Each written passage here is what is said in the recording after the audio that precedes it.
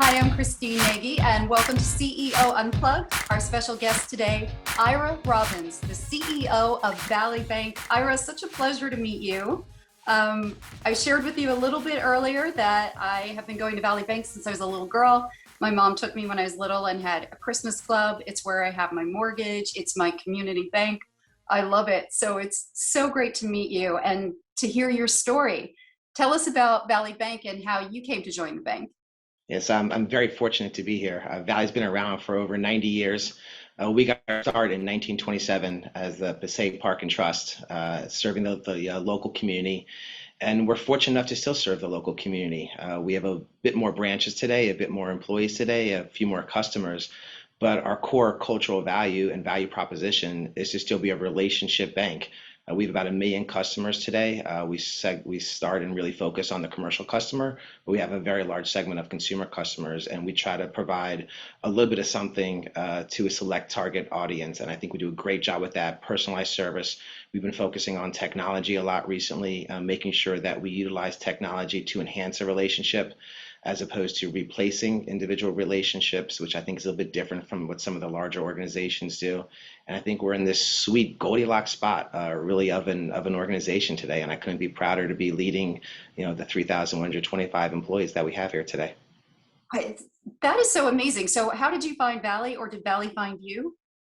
It's a funny story actually. So I went to college at Susquehanna University, and I was graduating my senior year, and my mom wanted me to come home, and she wanted me to make sure that I found a job in the New Jersey marketplace. So she would send me newspaper clippings, I believe, from the Star Ledger or Daily Record at the time, every single week. And these are jobs you should be going after. So I got a newspaper classified ad actually that Valley was offering a management training position, and I applied for the management training position. I drove all the way out, about 2.5, 3 hours from my interview. And when I got here, I was told that the position actually that I applied for, which was a credit analyst position, wasn't available. And I was quite disappointed. I missed the weekend's festivities at college for the interview. But it turned out that they had the management training program available. And 25 years later, I'm still here, which is unbelievable from my perspective.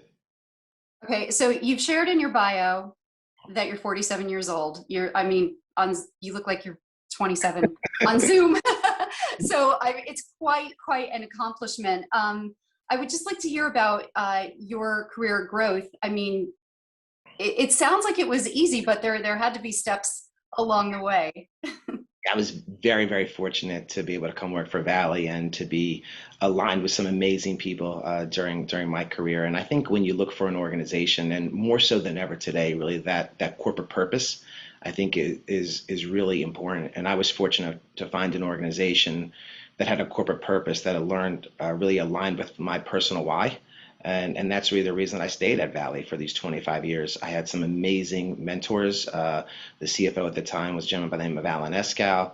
The CEO was Jerry Lipkin, and they really gave me opportunities to really grow and leave my imprint on what the bank was going to look like as we evolved. When I started, the bank was about $6, $7 billion in size. Today we're $41 billion, and we stretch in 4 different states. From a physical branch perspective, we lend in almost every single state in the entire country. So there's been tremendous growth, and I've been fortunate enough to be able to have some influence as to what that's looked like. And it's been a tremendous opportunity, and I couldn't be more grateful for all the people that have helped me get to where I am today.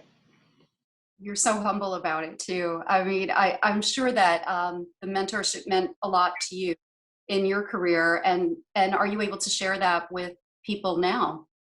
I think I looked at maybe mentorship a little bit different than what others did at the time. I think it's important to have a structured mentorship program, but I also, internally seeked out mentors on my own within the organization, those that weren't necessarily aligned to me. And I made my career something I wanted to own. I think it's important to have an organization help you facilitate that individual career growth, but there has to be an understanding from the employee's perspective that he or she owns their career, and the alignment with the mentor and the networking that they do is the onus is on them. And a company can create a wonderful environment, but if you're not going to take ownership of it on your own, then I think your career growth is going to be limited. So I've been very fortunate to work with some wonderful people that have put me in really strong positions to succeed.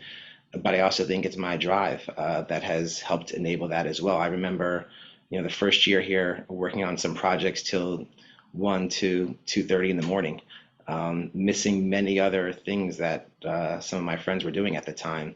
But it was just a focus and a career drive that I wanted to have. And so I think it's really alignment of both of those, the structure that the organization provides, as well as the desire that I wanted to have in owning my individual career. Right, you have an incredible initiative.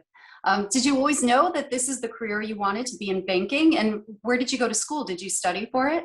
No, I was a history major when I first went to college. I love history, and it was always something, even from high school, that I just found to be really exciting and something that just piqued my interest.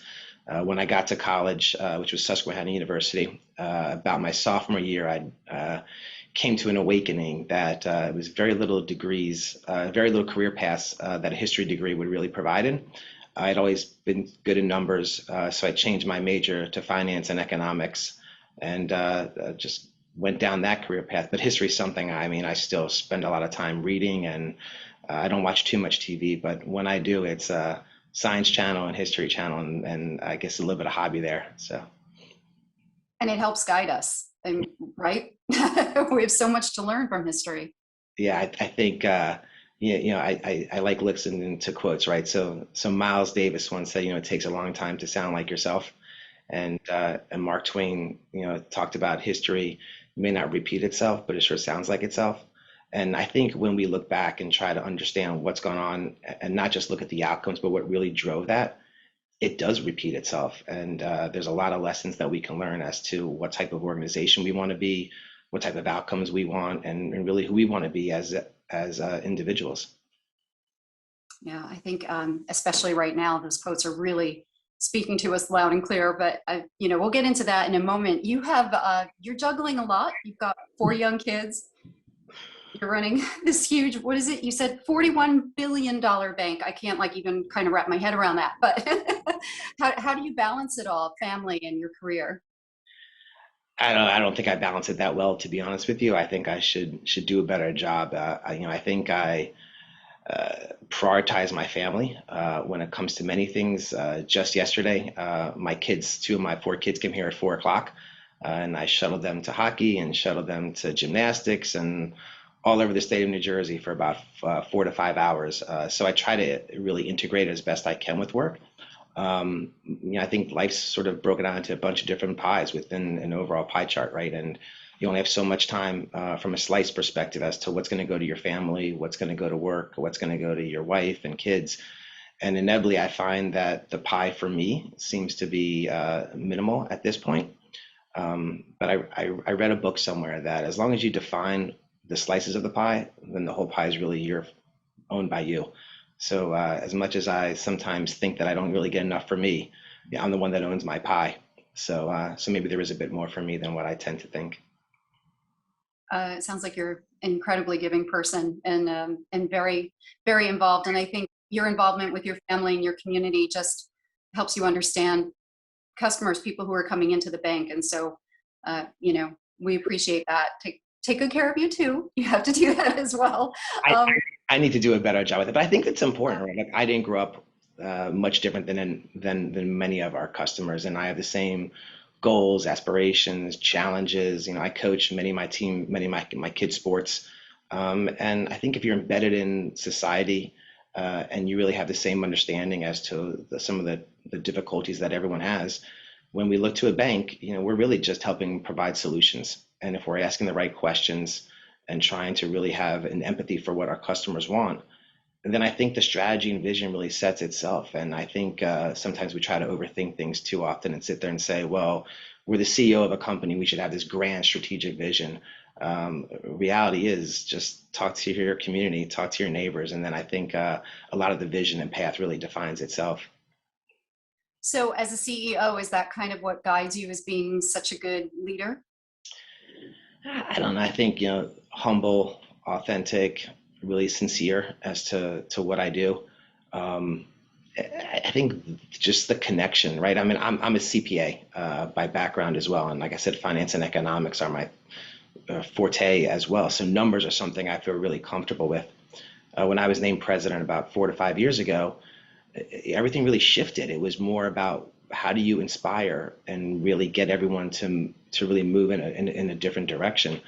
I came from the finance world where it was very easy for me to do things on my own, right? But that's limited. I think as you move into different leadership roles within an organization, it's how do you inspire others to really want to do stuff and go down that same strategic path that you've outlined. And that's all about culture within an organization. It has nothing to do with a number, nothing to do with any kind of asset or liability or spreadsheet.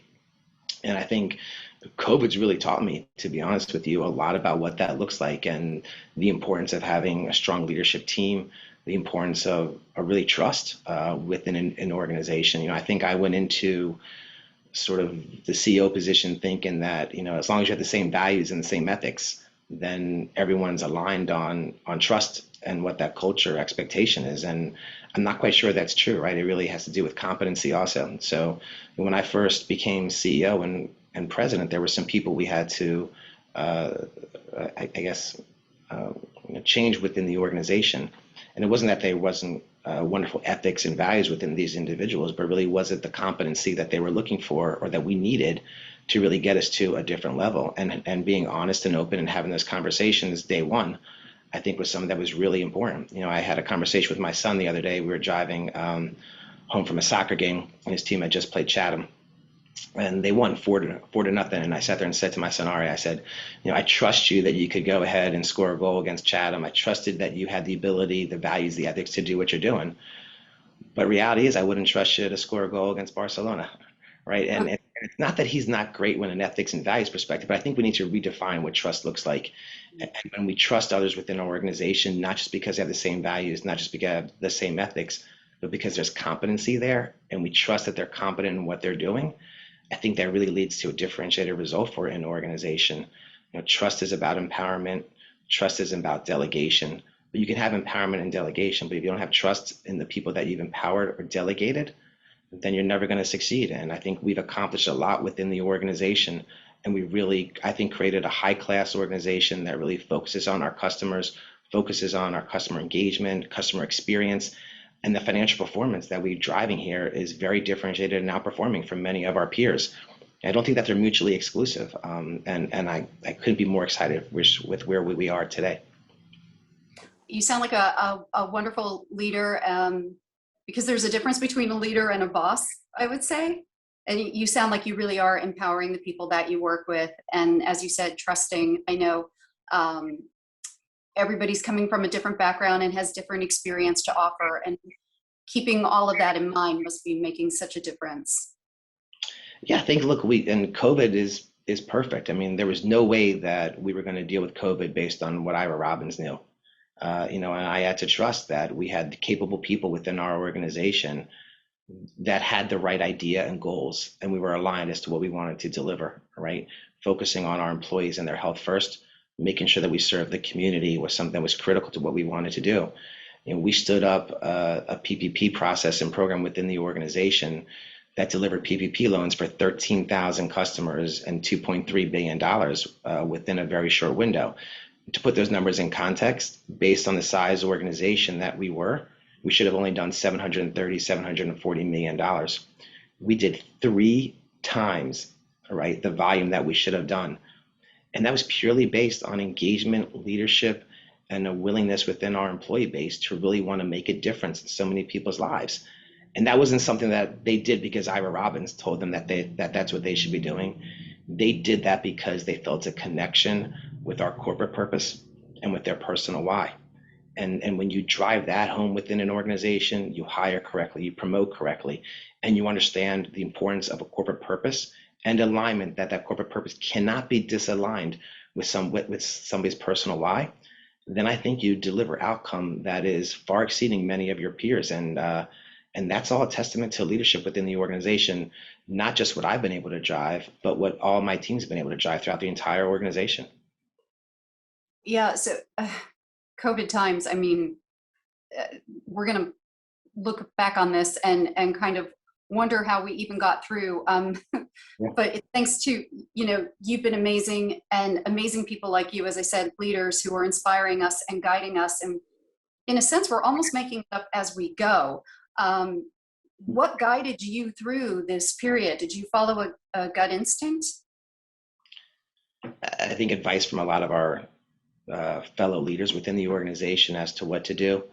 Um, and I just think sort of an understanding that, as a bank, we had a moral purpose to help serve the community. And this was our time to really make an imprint upon those that really needed us.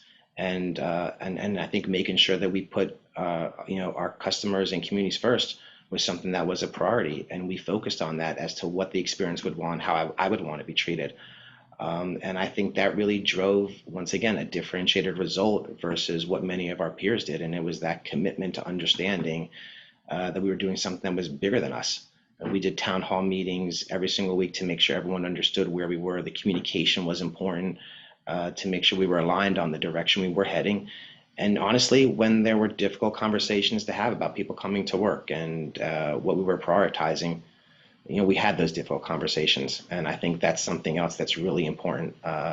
Avoidance of any kind of conversation, I don't think, is the right approach. And you just lead to more dysfunction as you continue to move down a path. So the more difficult conversations you have, and you're open to having those, and you create a culture that's open to that, I think you end up getting a better outcome overall. And how about Valley Bank? Did you find that you had to switch to more digital platforms? Or are you still able to do face-to-face through all of this? Yeah, I think I think a couple of years ago we looked at it and said, what do we think we want to look like 3, 4, 5 years from now? What are we seeing in the environment? And when I took over as CEO, we sat there and said, we think technology is going to have a much different impact. Once again, not as a replacement of the human experience, but as an enhancement of the human experience. And we invested $48 million about 3 years ago on different technologies. We started changing what our physical footprint looked like with an understanding that more people were going to have a hybrid work environment. So I don't think COVID really changed anything. I think COVID it just accelerated a lot of stuff that was already happening. And we were fortunate enough to have a wonderful strategic plan, a great board that supported us in making sure that we had a lot of the investments already in place and we were just moving in that direction. So we were able to have our people work from home, a large percentage of them within a week or two. And most of the stuff that we were able to build to help support the PPP was a function of the technology investments that we had made a few years prior. And I just think it's an understanding and trying to sit there and say, let's not look and try to replicate what we do today, but what's the world going to evolve into? What our customer experiences are ultimately going to end up looking like? And trying to build something towards that with an ability to understand that you need to stay agile. In my mind, when I think about technology, many of our peers sit there and say, we're onboarding this fintech, we're onboarding this type of experience on the front end. And in my mind, what happens when that sort of goes out of existence? Is that really where you want to be?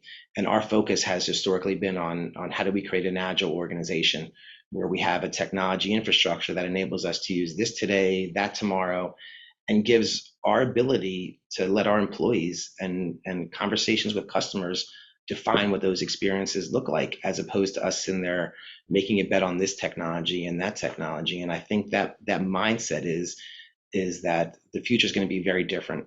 We need to have an agile infrastructure and support base that really enables us to really leverage what that future looks like without throwing a stake in the ground and saying, this is what we think it's going to be. And I think that was a differentiated approach versus what many of our peers did as well. So that is your vision seems to be evolving, right? As we move forward through and out of COVID, what do you see for Valley Bank? Do you see us coming back for some face-to-face interaction with customers? I think they're already wanting it, to be honest with you. I had a dinner last night, dinner tonight, and dinner tomorrow night, and I think our customers are really open to wanting to engage with our employee base. I had a lunch today with a customer as well. I think one of the things that we've sort of lost over the years, and we think technology is just a replacement of the social interaction, social experience, and it's not. And I think people will begin to understand the value of a relationship. Banks historically were looked at as just, hey, let me execute on a transaction for you. And if that's what you want out of the bank, then Valley's the wrong bank for you. Go to one of the larger banks. I think when you're looking at a bank where you want a relationship where somebody can answer a question for you, where you can try to explain what you're doing, and then someone can actually help solve a solution for you, I think that's what Valley offers. And I think that's true for a multitude of different type of companies today. And I think people want experiences. They want that social relationship. And I know technology's changed sort of how we work and how we connect with people, but we're all human beings in the end. And I think that social interaction is really critical. Maybe I'll go on a different tangent here, but I think one of the negatives with how we looked at COVID is we've defined success from a national and local perspective based on how well each state did, or how well the national government did when it comes to unemployment, or when it comes to sort of how many deaths there were from a COVID perspective. How do we define success when you sit there and say, okay, this state had less deaths, or this state had better unemployment? In my mind, we're looking at success wrong. How many people have mental illnesses as a result of COVID? Right? How many people now need to go see therapists as a result of COVID? And I think those are harder questions to ask. And I think that's how we should be looking at success. And I think that goes back to people wanting that social interaction. We as a society have defined success as to how well New Jersey did versus Florida did based on unemployment levels in each state, based on how many people died in each state. I don't think that's the definition of what success looks like. What was the increase in suicide rate in each individual state? What's the increase in somebody needing to go see a therapist today because they have issues? How many people from an elderly perspective really are lost? I think that human element of that human experience is what we need to get back to. It's more work than just a point on a graph. But I think when we want to be human beings and we want to sit there and say, what does success look like? It's that human experience that we should be focused on. And it's that social piece that really should be defining what success is. Couldn't agree more. And Valley Bank is, you're expanding, right? You're moving into other states. I know we're really focused on the tri-state area because that's where we are, but you are reaching across the country. Yeah, I mean, I think it's a wonderful opportunity today. I think I couldn't be happier to be leading the organization today. When I think about all this external change that's taken place, technology is a threat to a lot of people. But once again, I think technology, in my mind, has enhanced our ability to really change who we are and change what those experiences look like. And I'm fortunate, and the entire management team, and once again, 3,125 employees are very fortunate to be in this environment today where we can leave an imprint when it comes to overall growth. We grew, like I said, in the last 25 years, we went from $6-7 billion to $41 billion. When I took over as CEO 4 to 5 years ago, we were only $24 billion. We've seen tremendous growth today, and I think it's because we're focused on providing a relationship to a customer segment that is really yearning for what that relationship looks like. And we have an opportunity to drive it along a much broader geographic area, to drive it to many different business segments, business lines that I think really want that type of experience. I think many customers, commercial and consumer, feel an impersonal relationship with their bank, and COVID, I think, recognizes that you need a personal relationship. I know that you're an animal lover, right? So we did a couple PPP loans for many animal shelters, right? And the only reason they got their PPP loans is because they came to an organization like us. There was one in West Palm, Florida, a ranger post. They weren't able to go to B of A. B of A just shunned them, right? So I think it's that relationship that really matters. And once again, technology enables that relationship to go to a different level. Historically, I think relationship banking stopped when you were $10-12 billion size. Today, I think technology and organization to be 40 billion, 50 billion, 70 billion. And that's great for the consumer, right? Imagine being a large corporation today and not having to go to a JP Morgan, not having to go to a Wells, but finding a solution with a banker that asks a question that really takes an interest in you. That's great for the community. And I think that's great for many of the small businesses that we have here in New Jersey. Thank you for all of that. I mean, that is so wonderful that you're helping the community and you're helping animals and you really truly care, because I can feel your heart in this, and really thank you. I'm sure you're inspiring a lot of people. So if Valley is expanding and they're hiring, can you tell us what you're looking for and what the culture is like working for Valley Bank? It's it's not what I would have defined, to be honest with you, as to what I would have thought. What would have come back when we did an internal engagement analysis? We do a strategy session every single year. So we did this one, was a virtual one we did this past November. And I've been focusing on technology within the organization and values and ethics and trust. And when we did sort of those word scrambles, they came back from our 3,125 employees. The biggest word was family. And I was amazed, to be honest with you, with all the things that we've talked about and tried to communicate a message to our employee base. They still felt that our organization, although we're 3,125 employees in 4 states from a physical branch perspective, that family was the first word that came up. And I think when someone looks to come work for an organization like us, I think that's a great view as to how they should think about what they would be getting here and what type of organization that they're joining. I think it's an opportunity for growth. It's an opportunity to leave your imprint upon something. And I don't think you get that at too many other organizations where there's a lot of bureaucracy maybe in what you want to do. I tell this story. My dad's a civil engineer. And when I grew up, my dad used to drive by all these bridges and roads and sit there and say, I built that. And he was so proud of what he had done, and you could tangibly see it. And I think, everyone's maybe a kid at heart and wants to build something. And I think, everyone wants their individual piece of clay, right? And wants to be able to mold that clay into something. For my dad, it was bridges, roads. I think when somebody comes to work at Valley, what is their piece of clay going to look like? What are they leaving their imprint on? And we have a culture of empowerment that really enables you to make a difference and leave your thumbprint upon something. And I think that's special at our size organization. It doesn't really happen too often. And I think when we think about growth, to have that values from a culture and ethics perspective, but to be able to have competent people come here and leave their thumbprint upon something, I mean, that's really special, I think. It is. What do you think is the best career advice you've been given? Again, for people who are looking at you and saying, I want to do that. I want to be that someday, the little kid at heart. What's the best advice you've been given and that you could offer? I don't know. I think sometimes everyone gets sort of hung up on what the goal and the objective is. All right. And 3, 4, 5 years from now, this is what I'm going to be. 6, 7, 10 years from now, this is what I aspire to sort of have my resume look like. And I think more people need to focus on what that journey is during that time period. And the goals are going to change. The objectives are going to end up changing. But that journey, I think, is critical to sort of your own individual development. And I think finding an organization that supports you is important. I think you need to be present and you need to own your career. And I think that's something that's maybe a little bit disconnected today. Some of the people that we hire or interview maybe think that it's the company's responsibility to not just provide the environment, but to help filter them along. And I think we need to definitely provide an environment for someone from a growth perspective, but you got to own your own individual career. And I think you need to be focused on what that journey looks like and align people that really have a vested interest in you. The objectives, the goals, the outcomes, those will all change.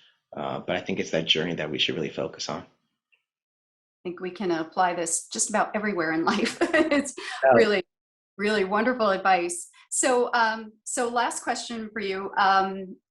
We've been told through the media that the pandemic has dealt this devastating blow to New York real estate.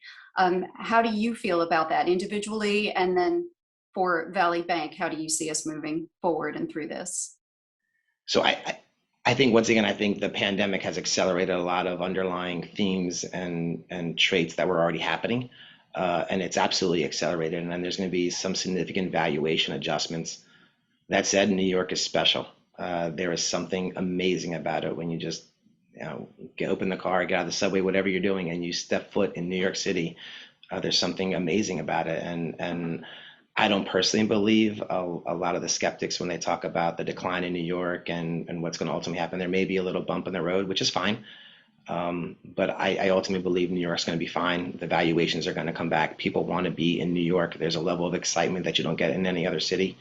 And I have a I'm very, very optimistic about the long-term prospects of New York. And then for New Jersey, we're a suburb of New York, and as much as we don't want to align ourselves with New York City, there is a strong alignment there. And as New York goes, I think Jersey goes as well.